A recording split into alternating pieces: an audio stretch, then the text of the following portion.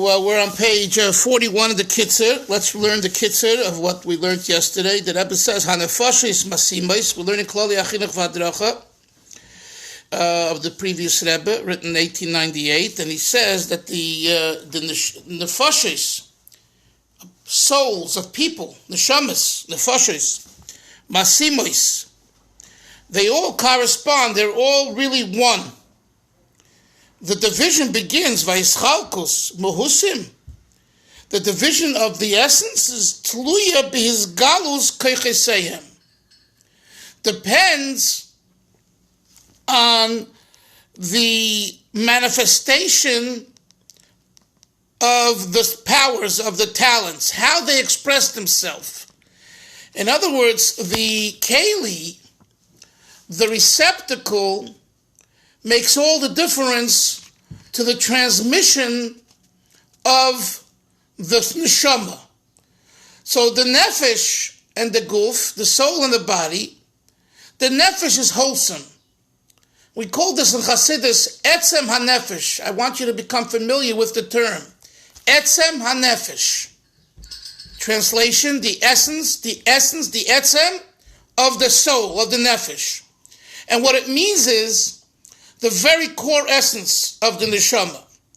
That very core essence invests itself in a body when God has it come into a body. And it's only at that time that the particular talents and senses of the human being make a difference how the essence expresses itself. And that's where divisions begin. This is what we learned yesterday in the last paragraph. And it came, just to refresh our memories, because the Rebbe was very clear in saying that there's a difference between a teacher teaching information who needs to assess properly the student, whether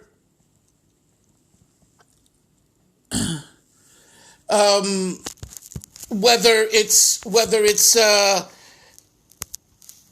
creativity, analysis, or concentration, which is the three things, Chochmah, Bina, Das. It's very important. But more important is the educator, the mashpia. The Rebbe doesn't use the word mashpia in the Maimer, which is interesting. I find it very interesting. He hasn't used at all the word mashpia. He uses the word mechanech and madrich, educator and guide. But it seems that he's really referring to the type of person that we would call today a mashpia. So the mashpia here, it's not about assessing the intellectual strengths of the student. Is he strong in Chochmah, or Bina, or Das? That's not what the Mashpia Yaakov is concerned about. What the Mashpia is concerned about is dealing with the character, the traits, the behavior, or in simple English, the way we say it today in our communities, menschlichkeit. How to make a person more of a mensch.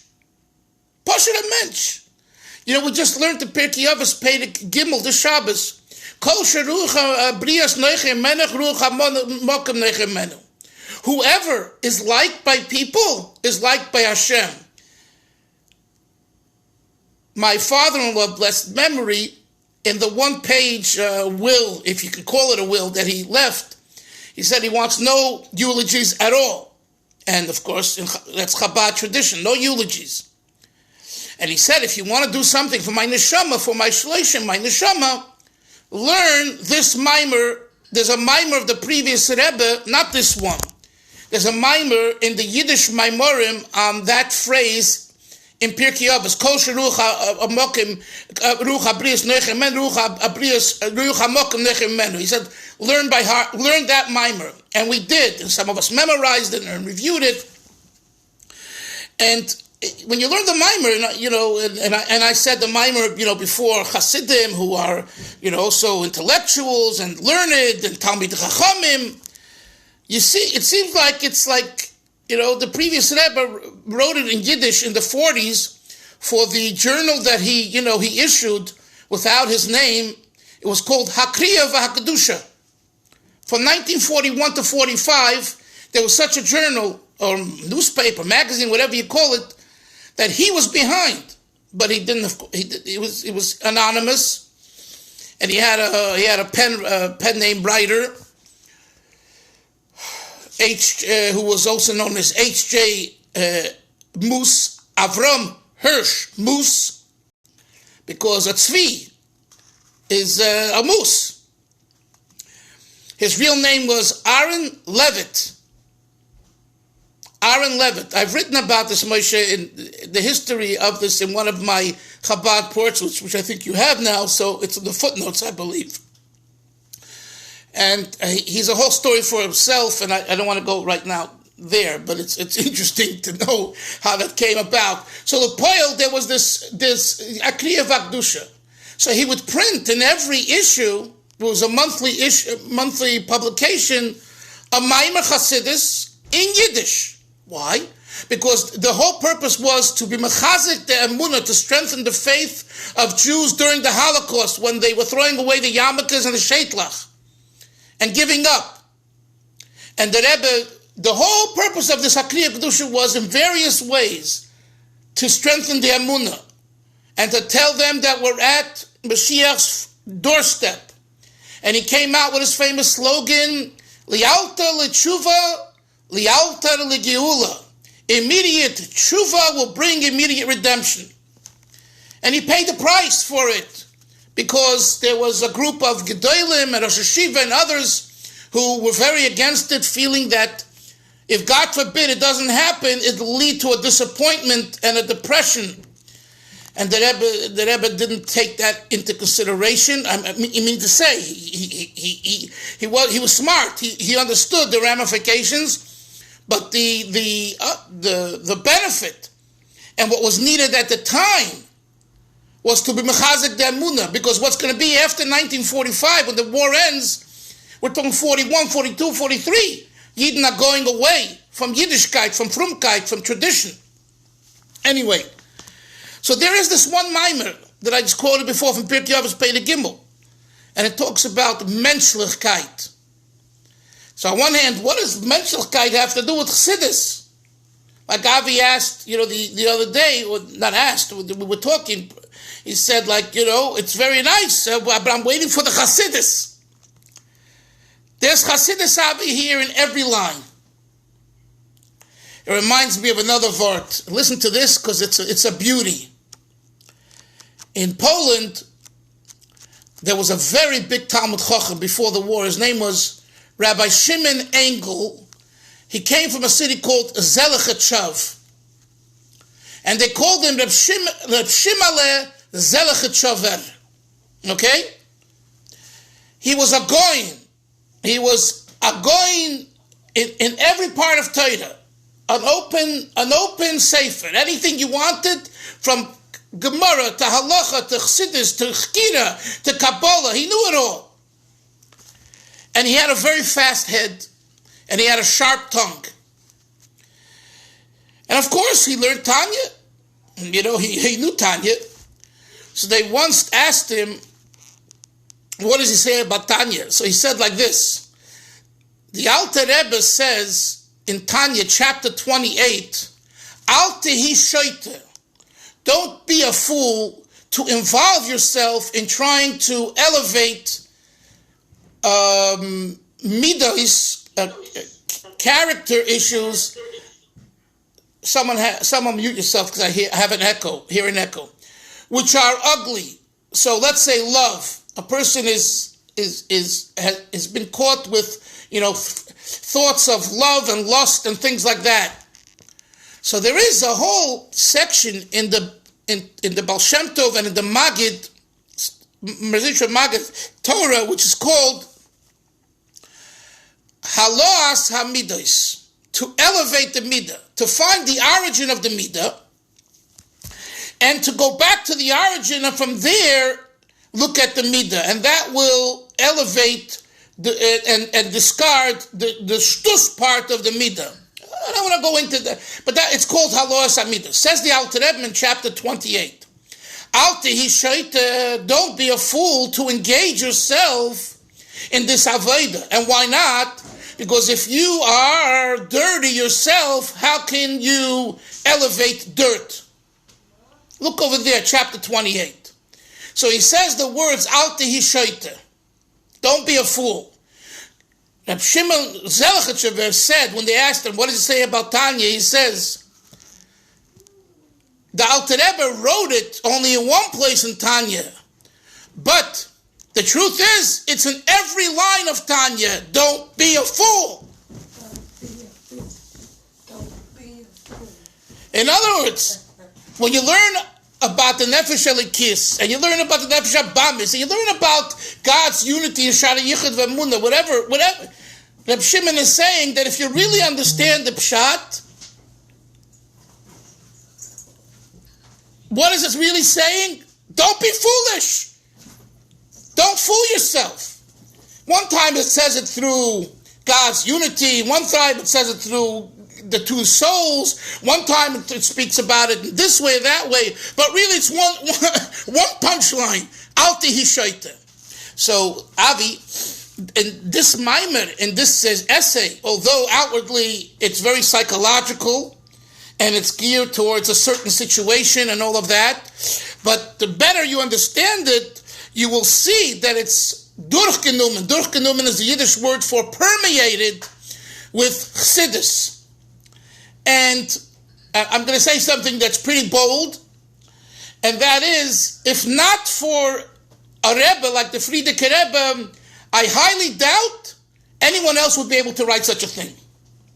Okay? This isn't just this is deep stuff. Okay. So we're learning now we go to top of page 43. Let's learn Ois Zayin. Mahus HaMechunach VaMudrach. So the Rebbe said the mashpia needs to know two things, right? One is the essence of the educated, of the student, and two is his situation. So in Ois Zayin, Yonason, he deals with the essence, and in Ois Ches, I think or maybe later in the Ois he'll speak about the situation, or Ois Ches. Let's see. Yeah, Ois Ches is about the situation, the matzaf. Here he's talking about the mahus. In HaChinuch v'adracha, ein miyuchad davke lektanim kiyim uklolei mibli hevdel shonim.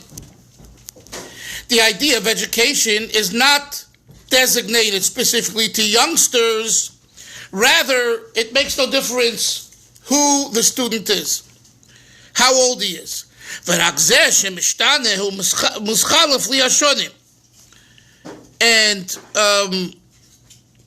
the essential aspects of education pertain equally to both. And he says, HaKavona sha'chinuch v'adrocha mishtane ben ktanim l'gdolim rak b'metzias d'chinuch v'adrocha.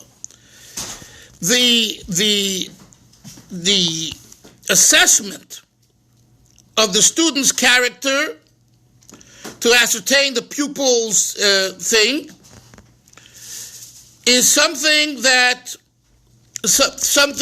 is mishtane ben ktanim l'gdolim rak. The difference is only rak b'hametzias d'chinuch v'adrocha, only with he calls metzias. The existence. Let me explain 1 second. In other words, only the outer part, the superficial part, the informational part, there is a difference between a young student and an old student. If a young student doesn't know as much, an old student knows much more, so you can give them more.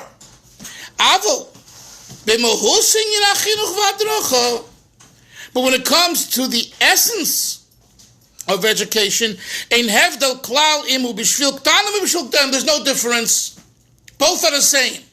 Okay? So the quality is the same. The quantity is different. Paragraph 2.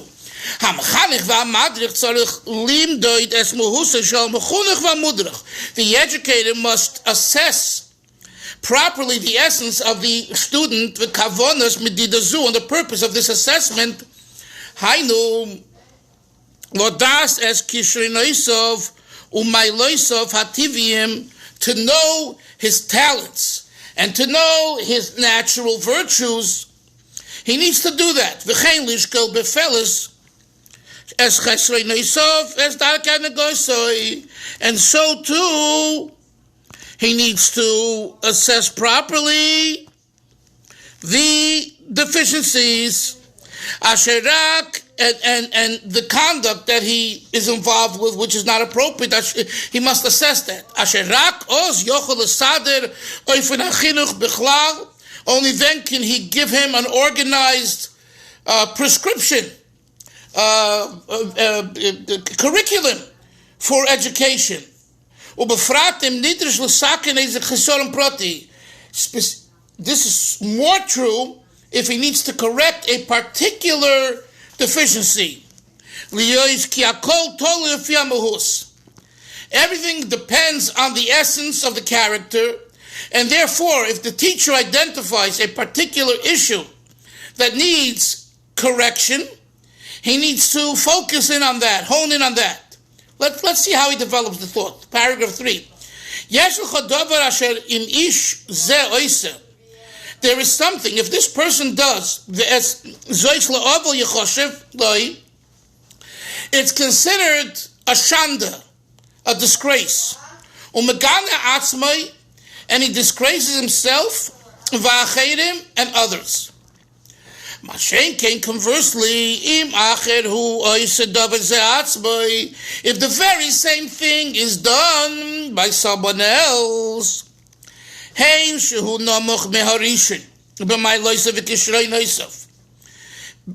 the person who does it is really lower, he's not as talented and not as virtuous, or whether he is of total different nature and essence. So you're talking about someone else.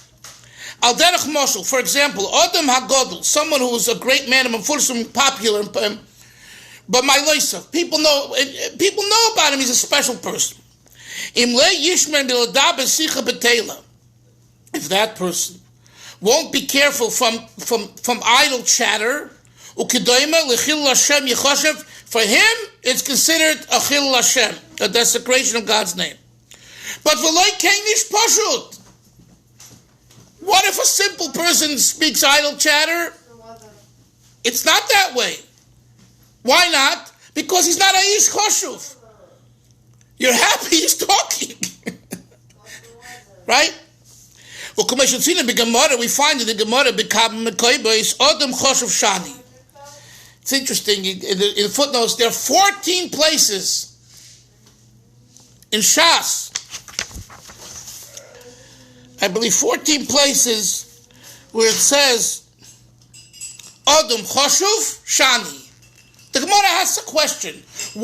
Why is this situation allowed and this situation not? Or why is here? And the Gemara says, Adam Choshuv Shani. What comes to my mind is to write the Mishnah in Brachos.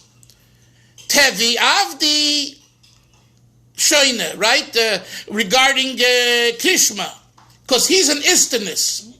He is very, very clean. He's a fanatic in cleanliness. So therefore, what we said, the Mishnah says, as a general rule for everyone, doesn't apply to him, because he's an exception to the rule. Here, it's a different word. The Gemara says, Adam Choshuv. Right? That's not what it says over there in Brachas.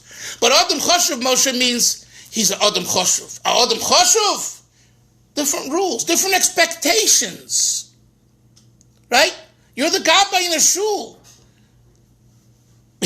Once you put on that hat, there's different expectations. Whether you like it or not. Or don't become the gabbai. But when you take a position or a rabbi, or a leader, I always say, my writing, I give it out to editors, and if they goof up and there's mistakes, or my copyator makes a mistake, they don't blame them, they blame me. It's my book, it's your art. It's each and every one of us, what we create, and therefore Adam Chashuv. you're an important person or you're in an important position, shani. Let's continue. So that's why idle chatter for an Adam Chashuv is a big no-no. For a regular fellow, it's not a big deal. Let's continue.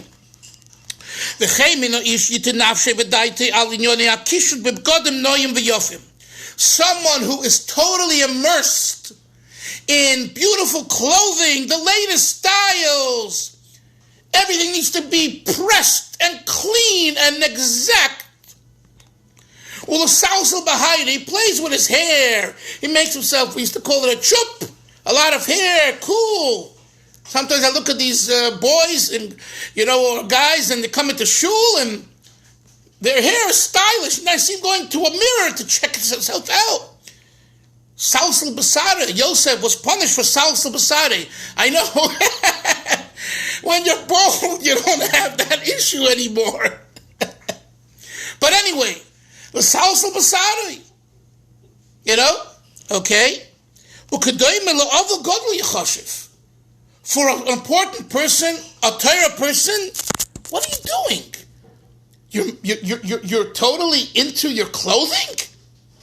You have to make your hair cool and fancy? What you wasting? You're taking mind space that can be used for Torah and mitzvahs and avodah? Now, of course, the Bali Musar have a whole different approach to this. I'm not going there right now. But even that is misunderstood. That's not what the Bali Musar really meant. If the Bali Musar didn't mean that you should do that and get a high from it. Reb Nosson Tzvi Finkel of Slabodka, his approach that the Bochurim should be, dressed with very clean and with ties and maybe even shaving and all that. It's not the Hasidic approach, but he meant it, I really believe, Lishma. He did.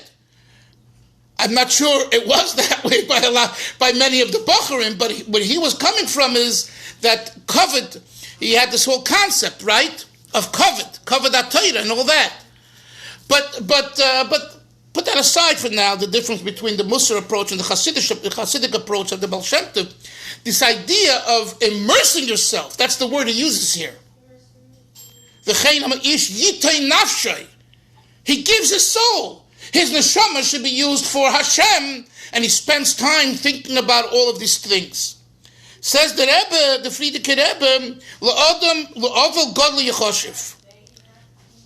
The same thing, V'ha'isha, by a woman, Tachshetula. It's adornment.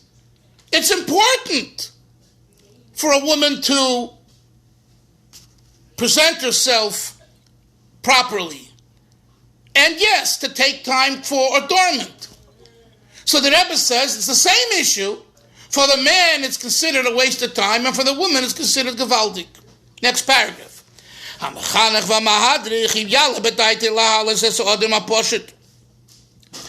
the educator decides, I want to take the simple fellow, the simple student, I want to elevate him to Ruma Milas, Shel Odom Godel. I want to make him into a great person.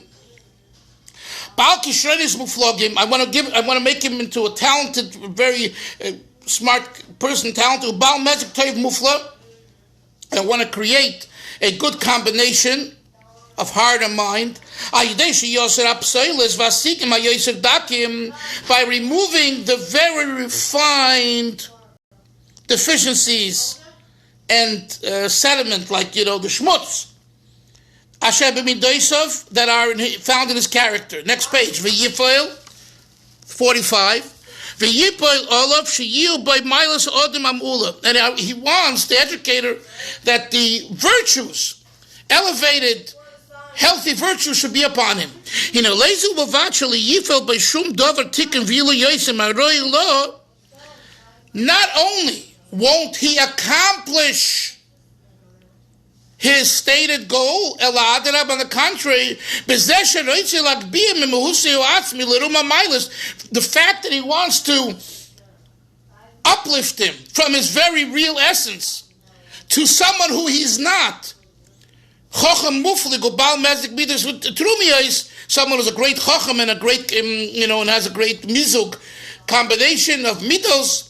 He knew who misassessed. This is, in other words, the educator, his intent is good, but he misassessed the kalim of this student. And because of that, he ruins him. He hurts him. Look what he says in Yiddish. The Yiddish words are beautiful. Wird ihm arop schlagen von Weg. He will cause him to veet from the proper path. Arop schlagen means to beat down. The educator, with all of his good kavanah, he didn't evaluate properly this student and thought he is shaykh to be someone who is really not, hurts him. Next paragraph. B'sefer Chayvis Alavovis. Yes, Yonis. Can you give us a practical example? Can I give you an example? Is that your question?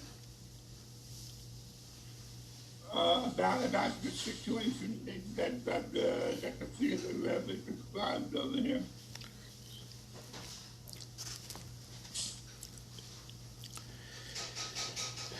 In English, there is a slang word called a wannabe. Yeah. The Rebbe is saying, if the teacher wants the student to be a wannabe, he's making a big mistake. In other words, let's say a teacher really likes a certain student. And he says, I'm going to make this student into a great man or a great character. And the student just doesn't have those tools. For whatever reason. The teacher has faulted greatly because he misleads the student. And the student then later will convince himself, and he'll bring proof from his teacher, that I am this bright genius or great personality, and he's not. And I mean, this Yonason is rampant on the street, all over, in the Beis Medrash. There are people who are shaykh to godless. And there are people who are not shaykh to godless. It doesn't mean they're bad people. They're very good people. But godless is a whole different realm. And guess what? The ones who are shaykh to godless are maybe not shaykh to katnus. In other words, someone, look, let me try another way. If a person is able to learn Gemara, Rashi, and Tosfos and Mefarshim, you hear? And he only spends time learning Gemara, for him, it's a waste of time. But he's learning Gemara, excuse me, for you it's not adequate. So in other words, if the teacher tells him, you just learn Gemara, and really you're shaykh to do more, it's a blemish. It's a real shanda that he gave him such a course of action. And we have this with students. Students in classrooms, some of them are very gifted. Some are gifted in intellect, some are gifted in emotions. The Rebbe is saying the teacher has to really assess what his strength is, and that student with that strength should be given a course of action that fits for him. And if not, then he's walking around for many years believing he is something who he's not, and that's very damaging. That's the point here. Yes, Moshe. So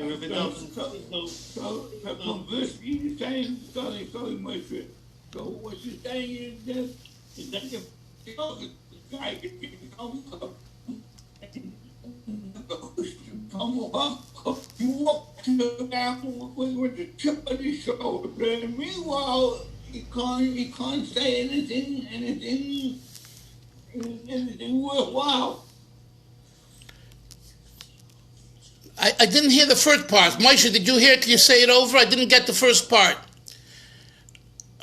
No, I also I heard the last part.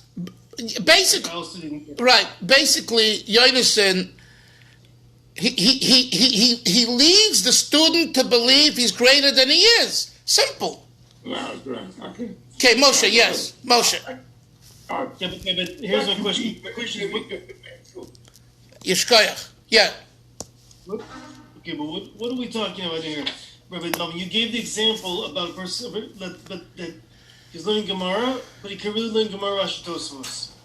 But the Raayatz is writing here, the Rebbe Raayatz is writing here about Midos. Okay. I just gave a marshal some Midos. No, but I'm saying that I'm very puzzled by this because I could understand it if the real example is an intellectual capacity. But here we're talking about midos. We're talking about menschlichkeit. I mean, I think, and I'm just looking at the English where he writes here about outstanding abilities and character. He says, by stripping the pupil of every speck of impurity and by inculcating within him the sterling virtues of a high-minded person. I mean, I guess, okay, here's my question. My question is, bottom line is, are we talking about midos, menschlichkeit, ehrlichkeit, or are we talking about pure intellectual capacity? Here we're talking about midos. So, okay, if that's the case, then what are we saying? What is the Rebbe saying? He's telling us that some people are mamish, they're just not going to get, they're always going to be, they're not capable of being mensch? No, there's different kind of mention. Not everyone has the same degree of empathy and sympathy and mercy and kindness and discipline. You agree, right? And that's from the very core essence of the person. Yeah. So if you expect, let's say, each of our children, are there differences? They come from father and mother, and there's such differences because they're by nature and by essence different. And if a parent expects the same from everyone, he's making a mistake. And that's also with menschlichkeit. See, the word menschlichkeit throws us off because it means human decency. We're not talking about human decency. We're talking about particular areas of character, whether it be mercy, discipline. Can you expect one child to be as disciplined as another? The answer is no. Just look at them and smell them and hear them and observe them. One is meticulous about cleanliness and one leaves their shoes and socks and everything around. So as much as you tell them to clean up, and it's important to do that, and they do some of it, they always revert back. I don't want to say, one of my daughters was home for Shabbos, and she leaves the can out, and she leaves this, that, My other daughter would never do that. You take a can out, you take it out, you put it back.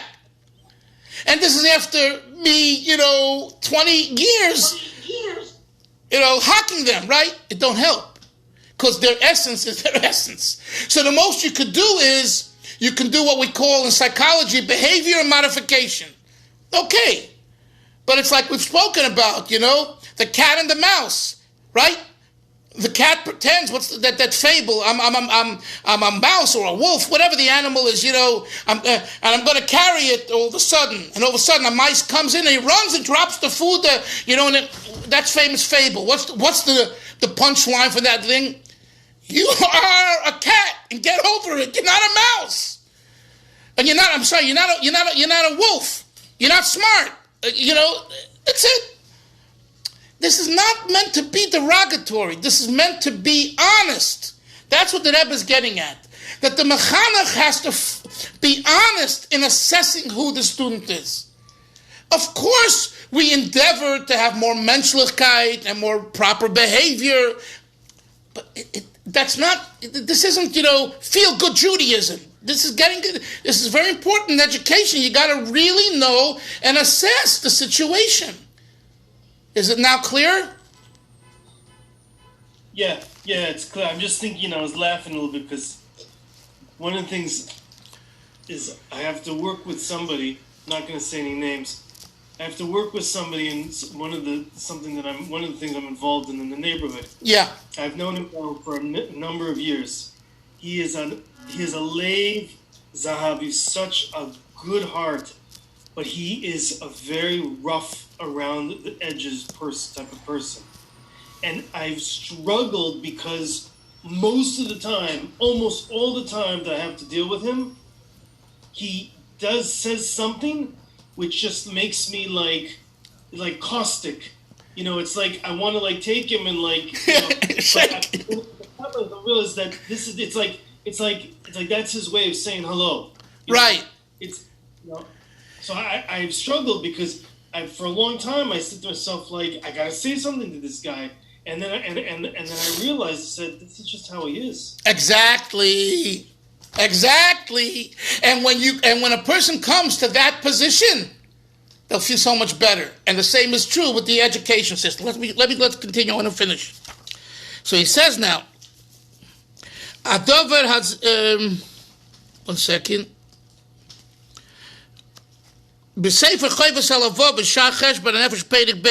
He's quoting now there. He questions Im cheshbon kol bnei adam shava im loy. Now that's a question of the Chayvus Halabavas, Yaakov. Are we all equal? Neymar boli de miskon. He comes to a conclusion. Ki atshuva b'zeish shebishtadlus bnei adam binyonim teirosah ve'ilomim. He says people who are attempting, they're involved in Torah in that world. Right, so meaning the world to come. You